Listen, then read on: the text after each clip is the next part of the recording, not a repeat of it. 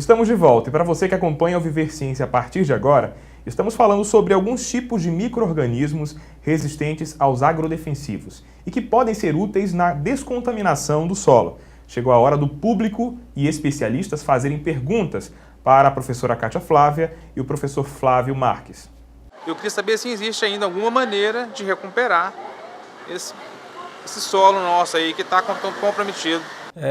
A biorremediação é um processo que vem tentar modificar aquilo que estava contaminado. E todos esses constituintes, que foi jogado ou no solo ou no leito do rio, ele vai servir como nutriente para o micro-organismo. Na teoria, todo o processo, todo o local que está contaminado é passível de reversão. Ok, vamos a mais uma pergunta então. Vocês vão estudar os impactos desse micro-organismo externo na produção do agricultor familiar, se esse micro-organismo não pode se tornar uma praga, uma doença. Esse produto, ou esse micro-organismo, pode vir a ser um problema também? A pergunta da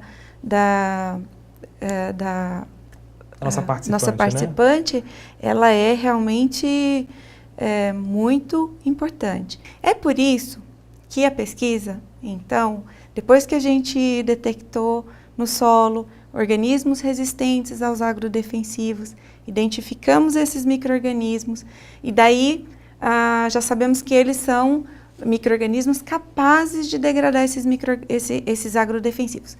E aí, nós fomos lá nos solos nativos, nos solos de cerrado das várias regiões que existe uma diferença, nas várias composições de solos de cerrado, e buscamos um consórcio que é o natural do solo. Aquilo que eu falei de novo, consórcio, um conjunto de micro-organismos que coexistem. E aí nós viemos com esse consórcio, a ideia é trazer esse consórcio, identificado ali quem é o que consegue degradar, mas ele vem consorciado com outros, porque entre eles têm uma relação de sobrevivência. E é esse consórcio que vai recompor, nunca um único micro-organismo. Vamos a mais uma participação. Qual que seriam, então, esses benefícios concretos e viáveis da biorremediação no contexto da agricultura familiar? E também entender um pouquinho qual que é a relação custo-benefício do desenvolvimento dessa tecnologia, na perspectiva da utilização da agricultura familiar. Professor Flávio. Então, pensando em benefício da biorremediação para esses locais contaminados, o que a gente pensa então?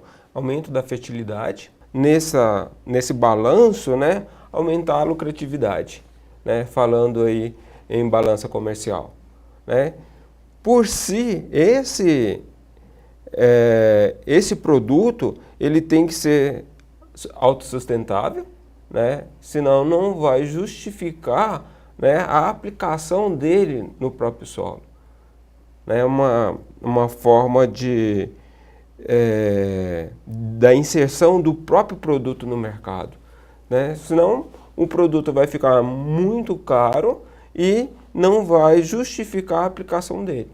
É preciso que seja, sim, um produto final que consiga ocupar o mercado. Olha, nós tivemos uma participação através do Twitter que nós fizemos a pergunta através das redes sociais. Você se preocupa com a quantidade de agrodefensivos nos alimentos que consome?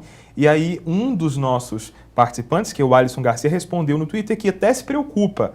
Mas aí, se preocupar demais hoje em dia, as pessoas podem até ficar sem se alimentar. A gente precisa ter essa educação. Eu acho que no primeiro momento está certo, a gente faz um alarme muito grande.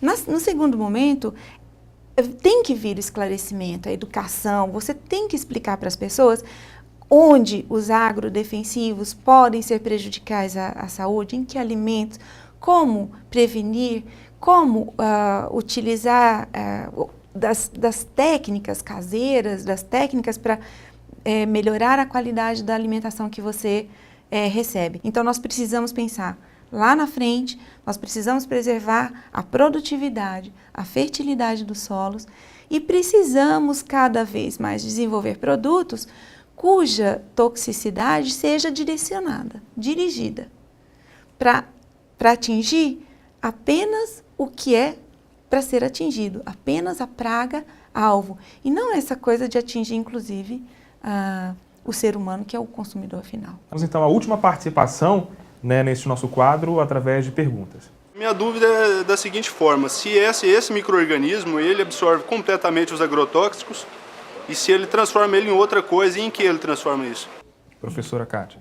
Esse é vamos dizer, junto com as perguntas anteriores, é a preocupação de quem quer desenvolver um produto para biorremediação.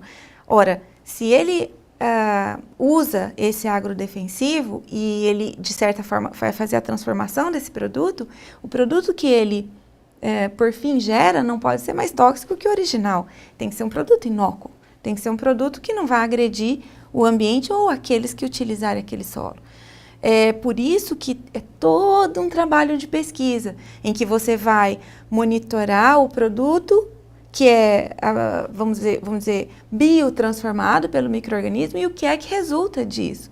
E acompanhar a toxicidade, né, desse material. Ok, então obrigado ao público pela participação. Muitos estudantes chegam à universidade sem entender como é feita a produção científica nas instituições de ensino.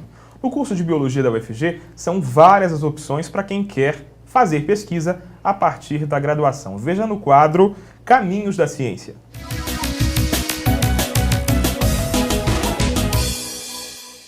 Ele deve procurar o professor, conversar com o professor sobre as linhas de pesquisa nessa área, né, de investigação, ou ainda, uma outra alternativa é o estudante procurar o coordenador do curso, manifestar o seu interesse por determinado tema e o coordenador, conhecedor de todos os pesquisadores, né, que compõem o corpo docente daquele curso, encaminha o estudante para que ele possa, então, fazer uma entrevista com um pesquisador e, em seguida, um estágio para, então, se candidatar aos processos seletivos de bolsistas que nós temos dentro da instituição. A partir do segundo semestre em que ele está dentro da UFG, identificado o seu tema que mais lhe agrada, ele já pode, então, a partir do semestre, procurar os laboratórios e aí se candidatar a uma vaga como estudante bolsista nos programas da instituição. Na graduação, nós temos o programa de iniciação científica do CNPq, o PIBIC.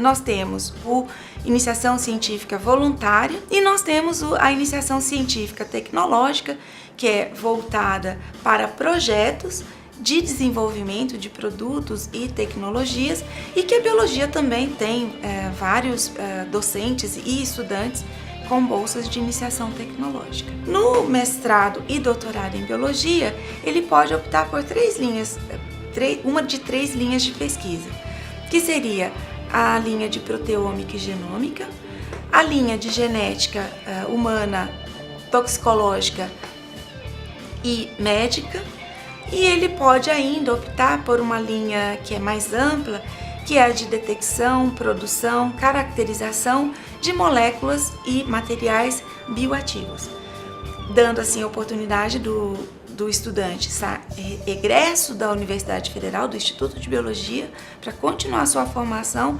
até o nível de doutorado. Eu quero agora me despedir de vocês, agradecer a participação da professora Kátia Flávia. Muito obrigado por ter atendido ao nosso convite. Um enorme prazer, Bruno. Sempre essa grande prazer. Contribuição. Professor Flávio, muito obrigado também. Obrigado a vocês, estamos à disposição. Ok, então. Você de casa gostou do Viver Ciência de hoje? Nós ficamos por aqui, mas na próxima semana vamos trazer uma pesquisa desenvolvida também na UFG.